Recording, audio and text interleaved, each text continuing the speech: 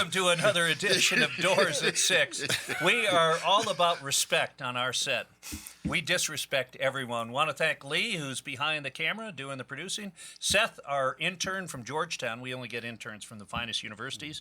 I'm Trip. That's Thorpe. That's James. That's Travis. This is a show all about being on the road and touring. And this is our year-end edition. Thorpe, what are you wishing for in a new year?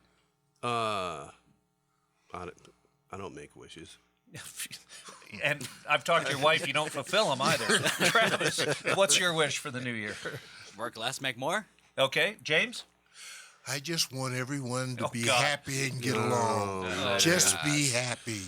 Okay, well, James just something set realistic. the precedence for Something how the show's going to go today. Yeah, it is going to be very fructose. So we are going to talk about some things you're in. What was the best show that you did this year? And, you know, this is a TV show / podcast, so you have to answer. That's a tough question. I know, but just come up with one. I mean, we're not going for Vulcan mind meld. Just come up with one. What is that exactly? Something out of the 70s. Just go, or 60s. I'll say Stray Cats. Straight, what made it a great show? Well, the fact that I got to work with the Stray Cats, the original members of the Stray Cats. Who are they? Brian Setzer. Setzer.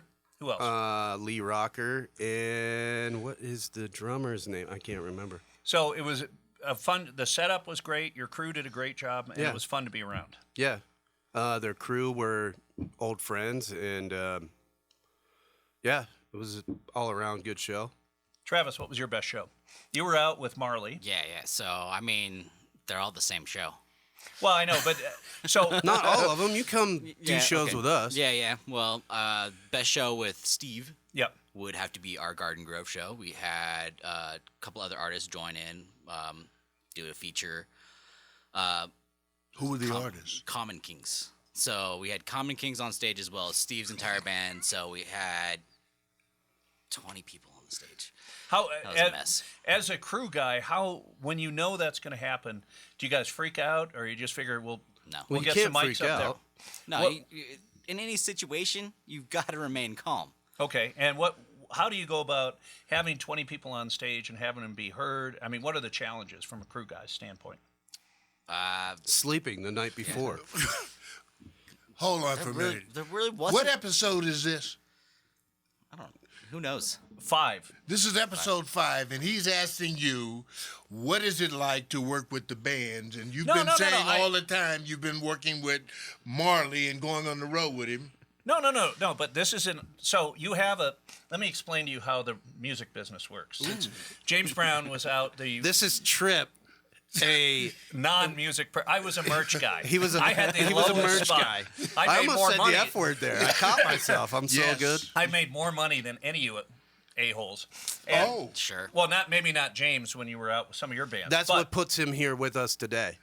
Thank you. So the reason I asked that question, douchebag, is that Yeah, explain it. no, you have a band that, let's say, 6 performers, and you're set up for that. When all of a sudden a performer says, oh, by the way, we're going to be working with another band, we're going to have 20 people on stage, that's complications that drive you nuts. Yeah, but we already plan ahead for those because Steve's got a lot. He's got a lot He's of a features. professional. Yeah, we've already got the spare microphone, spare ears. Not to ready. mention you're in reggae and it doesn't really matter. No. There's always going to be a guest artist, no matter what city you're in, whether it's someone from one of the opening acts or one of their buddies that are in town.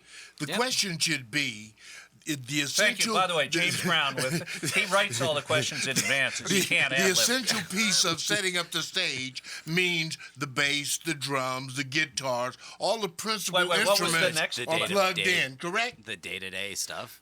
Yeah. That's there. And Yeah. that is really how you record a band on stage. We're not adding more instruments. We're just adding another vocalist. Thank you. And then maybe a thank dude you, with a thank tambourine you. and a shaker. They don't know. Which are, you're throwing out Speaking of condensers. Shaker, how is it on that bus? We've moved the questioning to a more succinct kind of thing. If I could tell you the horror stories of our bus driver, I cannot. So this guy sucked. Oh yeah, we've had people fall out of their bunks. Really? Oh yeah, he's terrible. He just dumped people out of the bunk?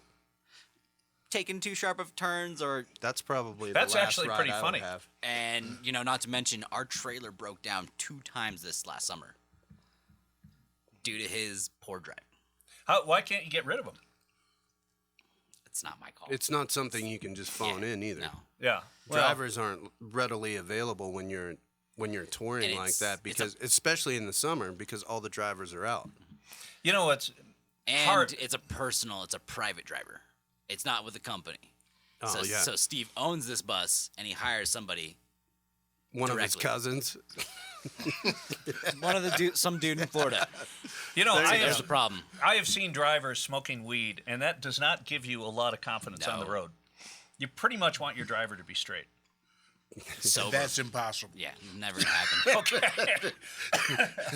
So, Straight, Good you luck go with to that. jail. Go get him out of the prison. Can I get another drink, Hector? I got a long drive ahead of me. Oh, hey, brother, I need to get to the hotel. I gotta sleep. Just sit there. I gotta go sleep. I gotta go sleep. Yeah, that's a bad sign, isn't it? yeah, that's probably not a good one. You know, for a lot of people, it's really hard to be on the road and trust your driver. Because, I mean, literally, they have your life in your hands, and I'm shocked that we haven't had more accidents. And Well, there are quite a few accidents We a hear year. about them every year. There's always at least one. yeah, but I mean, you would And I think. mean, we're coming up onto the worst months to be traveling. With where we're located in Salt Lake, you have to go I-80 through the yeah. mountains. So we just 80, had a cancellation. 70. One of the bands playing the big arena, the Energy Solutions, just canceled a couple weeks ago. Now they were able to get in the next week, so it worked We've out. probably had 4 or 5 cancel already this year Really? because they were stuck in Wyoming or Denver. in Denver, snowed in, or the roads are iced over. And you think about it, when you break, what time does a band, on a typical show, what time do they load up and get out? Maybe 2 a.m., 1 a.m.? It depends on what time your show comes down. A lot of venues that I do now are, we have like a 10:30 hard curfew, and so you have to be down by then. If you're in a small club, it's an hour to 2 hour load out, and Then they're on the road. But Yeah. those are dangerous times to be driving, and that's... Now, in James's case, with Sly and the Family Stone, We didn't know what anybody was doing because we went on the Learjet, so it was a whole different concept. But you got people that become part of your family, and there's a responsibility at being part of your family. They know they have to get to that next gig, and no matter what, they get there. They leave that night. They're driving all night long. They're setting up in the morning. So at 3 o'clock, 4 o'clock, they're going to do a sound check. Everything is going, and it's like da-da-da-da-da. But the key for traveling on the road is the planning process. When the booking agency, William Morris in our case, they book those gigs where there's not a great distance between one gig and the next. yeah, for... That's all just prior planning out your routes. It's all, Well- that's it. not all routes are made the same either. Well, depending on who you are. You're kind of at the mercy of what was already booked. Yeah. And so you could be in Texas and then have to be in Salt Lake City the next day or 2 days. And where do you pick up a gig in between? And can you make that work time-wise? But we're not talking 2 levels of acts. We're talking headliners, and we're talking second and third liners on the bill. It doesn't really matter They now have because to drive. everyone has to Yeah. drive. Yeah, They all have to make it to the same spot. Their gear has to No get matter there. what. yeah. If they're going to the same gig. Yeah. Yeah. Well, let's... so we're in the winter season, so it's the end of 2019. Right.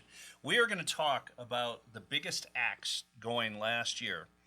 Globally, who is the biggest grossing act in the world? I would say Taylor Taylor Swift. Swift. Travis? Taylor Swift.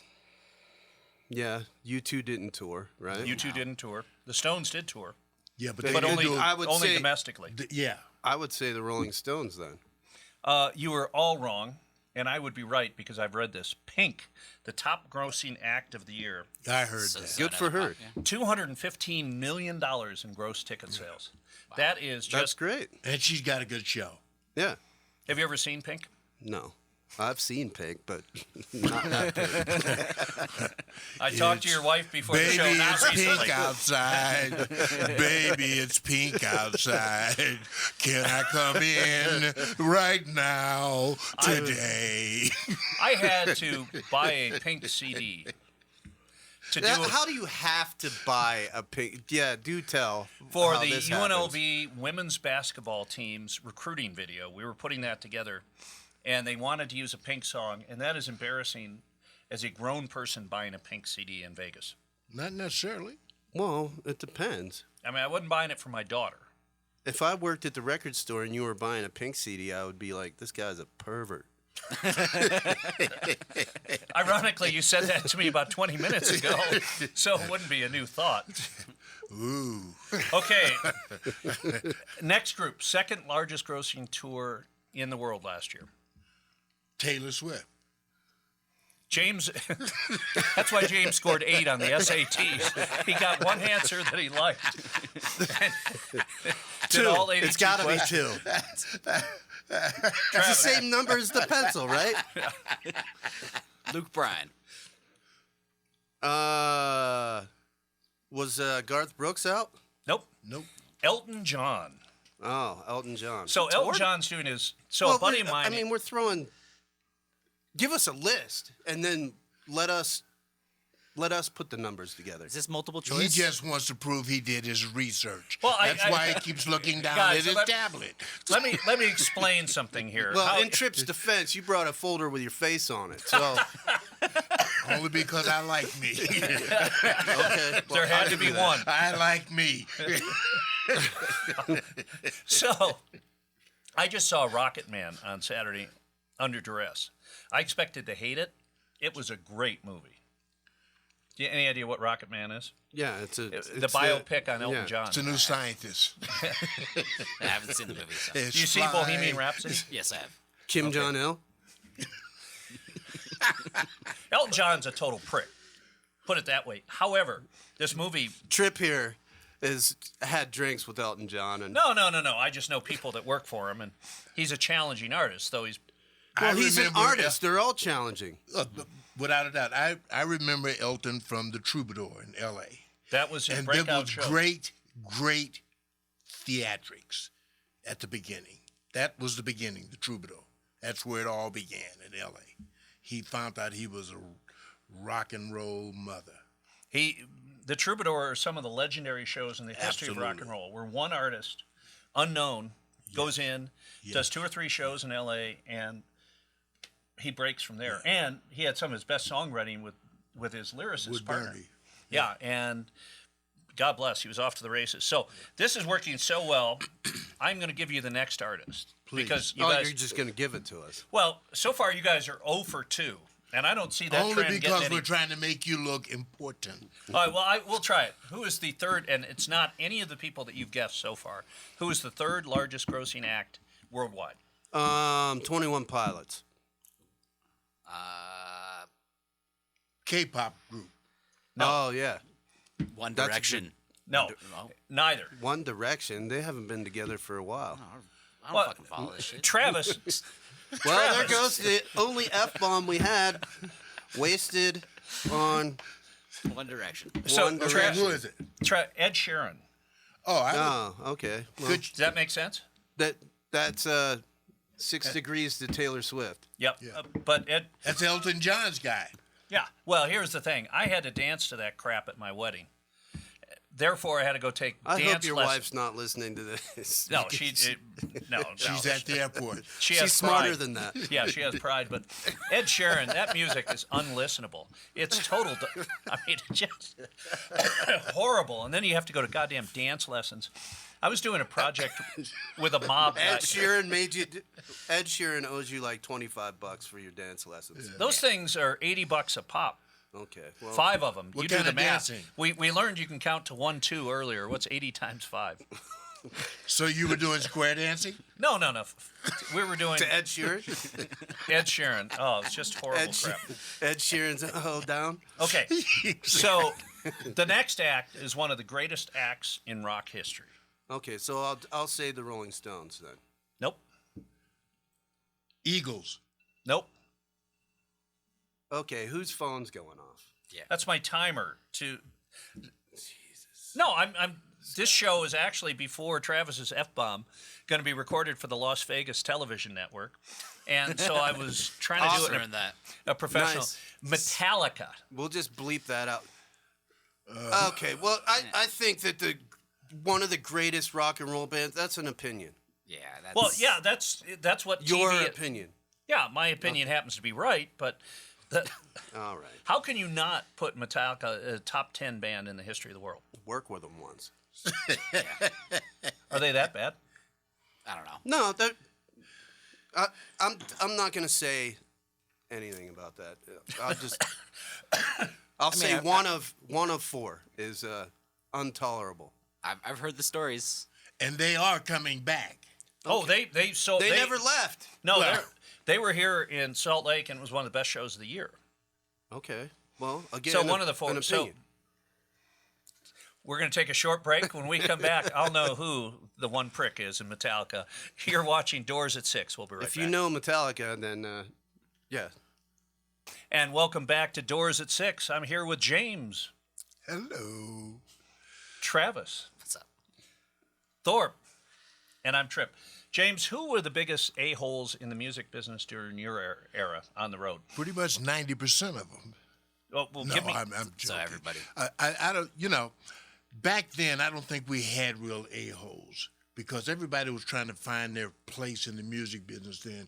And it was really all about creativity. Even though no one talked like that, that's what they were doing. They were trying to make a great show. I saw bands, like we used to work with, Aria Railroad. What was the name? REO Speedwagon. Yeah, we used to work with Grand those guys. Funk Railroad? Grand Funk Railroad. We used to work with those This guys. is a quiz show where James comes up. I think the band starts with an R, right? R? D? Excuse me. Can I get One a of the hint? great things stick about being figure's on the hanging. show is having a memory. Good for you. I'm happy for Can you. we phone a- but no, phone a it friend? was a whole different thing because people were feeling their way through the whole process. The crews, the bands. I think that the still facility. happens though today. Yeah, a You little know, bit. But I with, mean, it's a with science real now. artists, people who truly want to share their art. Right. Those people think that way. People who already have in their mind that, oh, I'm the shit. They don't play well like that. No, they don't. They And don't. so there are a few of those guys out there. Well, I worked with a guy by the name of Tim Davis. Tim Davis wrote Sailor Boy with Boss Skaggs and Steve Miller. And he was probably, in my opinion, the silliest little son of a gun you ever want to meet. But he was a talented guy, and he was part of the glue that held those three together until they separated. It was funny. I was talking about Steve Miller this morning. I was out with Steve Miller on the day that Elvis died. We were in Memphis, Tennessee. Really? Yeah, and we were actually traveling through on the bus and the trucks, but we stopped in Memphis to have breakfast or something, and we were going to a show at Oklahoma University in Norman, Oklahoma that evening, and that was when Elvis died. And the stories about Elvis, he must have been a lot of fun to work with and a real terror at the same time. But Elvis reinvented himself and went out. You were in the days of Elvis. Right. He was not considered a serious rocker, was he? Nobody thought much of Elvis because he had all the juice behind him. Everybody was working their way through the process, and Elvis seemed like he was gifted. Hey, let's take Elvis Yeah, but out didn't there. he steal like a bunch of people's songs? He and- he used to cross the railroad tracks and go to all the down home honky tonk place and get all the blues stuff. And he was that white guy that could be that black guy but be white. And people resented it. I mean, a lot of great talent was coming up at that time. If I were one of those songwriters, my real resentment would come in when I saw him in that sparkly suit, overweight, Right. singing my song. Right. Then I would be I interviewed Muddy Waters. Well, what are you laughing at? because I think that's a if you go back and I mean the guy had an Evel Knievel suit with rhinestones and a goddamn cape. What's not laughable about that? Okay, you make a good point there. Was Elvis a decent musician? He wasn't a musician. No. So he was just a singer. No, He was a singer, and I think He was got the stunt guy. Yeah, he figured it out. I mean, he finally figured it out that all he had to do was be on stage. You know. Yeah. He had it made. He had the looks The Colonel was the mother. Excuse me. The Colonel was the one. The Colonel made the play, created the image, created everything around Elvis, and he And was you know what's lucky. funny is the new Colonels, a lot of them are doing the boy band stuff, and they've turned out to be horrible people. Well, it Guys who just come up with a concept, hire the musicians, and they're, and the one guy's well, in it's prison. a machine. I mean, you're building a cash printing machine that But you never, don't really care about those people involved. Well, and you Your- got to your remember business- too, the business has been that way Always. always. I mean, everybody that sung just wanted to be seen, wanted to be heard, and many of the people that was singing and dancing, they were lost people. They had nothing. They come from zero. And I think that that's probably what killed a lot of those big artists, the great artists, Jimi Hendrix, Janis Joplin. That, what's his name from the Doors? Jim Morrison. Yeah. Morrison. Okay. Well, not my thing, but yeah, What do you mean it's not? same demise. Well, so you're saying that if you don't have a strong id when you get into the business, a strong sense of self, that the business can destroy you. Oh yeah. And that's the difference in the business today and then, in the past. Today, these young people are being cultured and developed, and they come in with a sense of who they are to some degree. And now they get the learning process of what Well, it they're takes told who they are. Yeah, They're yeah, told who they are yeah. and what they're going to create. And it's It's pretty amazing. much I don't know. It's very interesting. I had a guitar player that auditioned with Ray Manzarek of From the Doors. and it was this kid Helping you out there with old This history. kid was the cutest, sweetest little thing, and I Roll said, your eyes we've got an audition. I'm going to take you up the hill. We went up to the canyon and went to where the Doors rehearsed at, and this kid gets out of his car, and he looks like he's going to play in Las Vegas, and I said, where are you going? I'm ready for the audition. I said, not looking like that. Pull your shirt out. Take the tie off. This is rock and roll, He didn't get the gig, I take it. He played, though. He could play his butt off. But He didn't get the gig. didn't fit the mold. No, he didn't. In the Metallica documentary, they were interviewing new guys for the band. Right. And I remember they hired the one guy, and it was we were talking during the break about the accident where Metallica lost. Cliff Burton. Yeah, and they were hiring a replacement, and the guy gets the gig, and I think they hand him a check for $1 million right on the site. And all of a sudden, the guy, holy shit, I'm in Metallica. Could you imagine? Well, 1 minute I mean, you're Check the guy with Journey. Yeah. That kid. the Filipino Yeah. vocalist. Yeah. That's pretty amazing. But 1 second, you are literally an unknown. You go to an audition with one of the, and you got to have optimism going in, but they interviewed 50 guys and auditioned 50 guys. You're in the band the next second. You're not just a player, Right. but you get a check for $1 million. How many people go through a life-changing moment like that? Well, and I think Very that few. yeah, but you don't know what's coming behind that check. That avalanche of shit that's about to crash on your head. Well, if you're a musician and your goal is to play, and now admittedly you're playing other people's songs, and my buddy Brent goes That's irrelevant because it's really a stepping stone for you to get your stuff out. exactly. And when you're with Metallica, as a member of Metallica, you don't have a phone call go unreturned. Your life changes and in show business, the lower you are in the pecking order, the less your phone calls get returned as an artist. Sure. And all of a That's sudden, in life, though. Yeah. Yeah. Yeah, exactly. sorry about not returning your call. I appreciate it, though. Okay, number 5. Who's got a guess? You've been wrong with We're- this band we're- 3 times. We're back. We're Yeah, back with the 5. guessing. Yeah, 5 biggest tours of the year. Oh, is it the Rolling Stones? Yes. Let's hear it. I'm gonna give myself a hand because all of that other stuff is wrong. What do you mean it's wrong? If the Stones are still out there, they should probably be the biggest grossing. What do you think of the Stones, I love the Stones. Travis?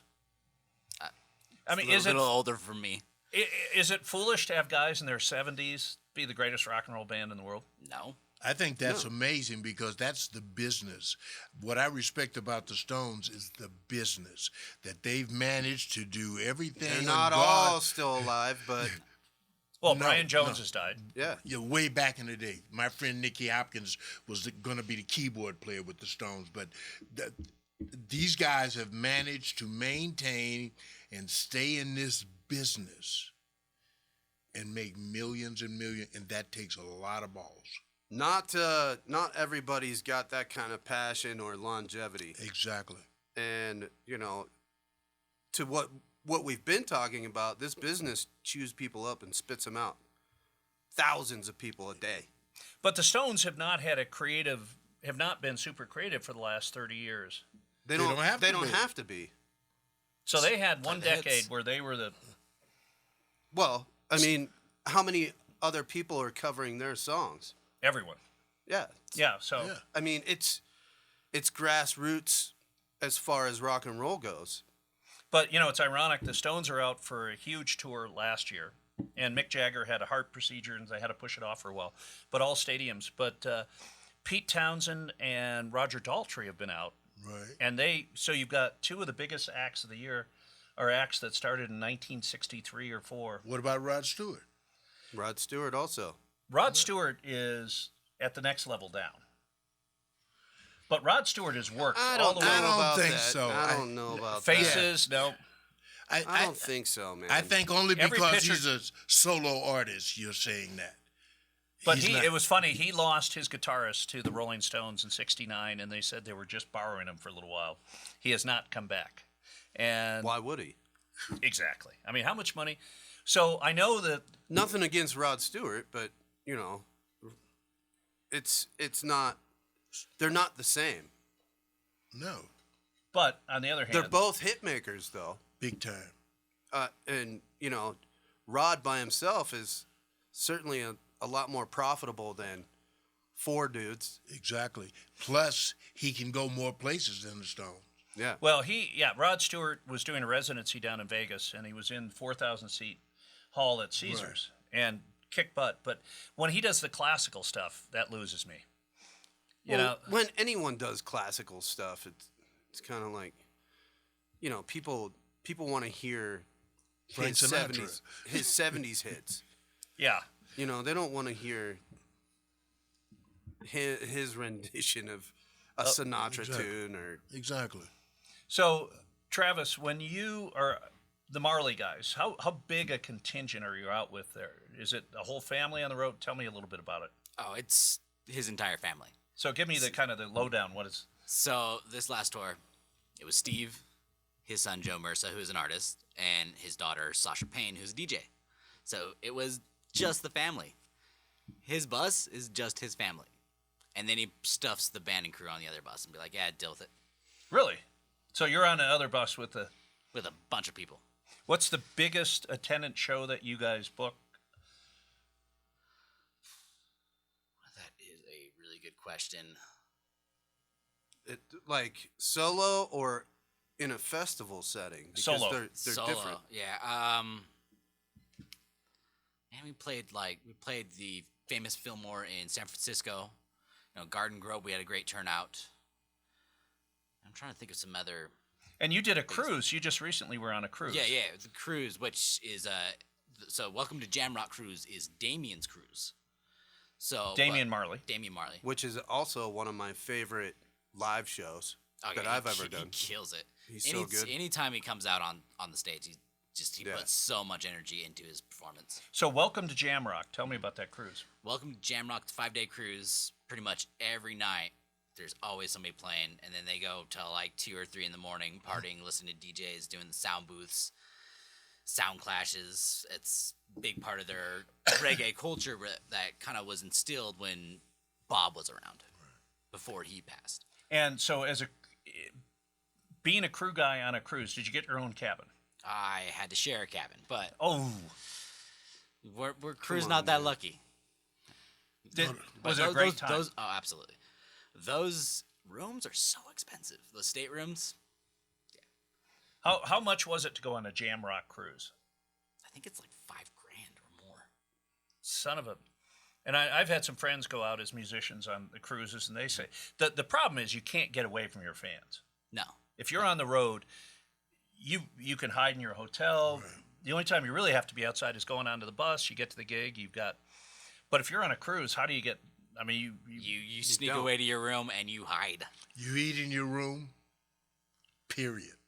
You don't go out, because if you go out, you're going to be in that big cafeteria, and everybody's in there, and everybody's running around the cruise going, hi, hi, hi. And they figure because they paid $5,000, they get some access to the artists. Yeah. Yep. You know, I think a lot of people don't understand what a celebrity goes through.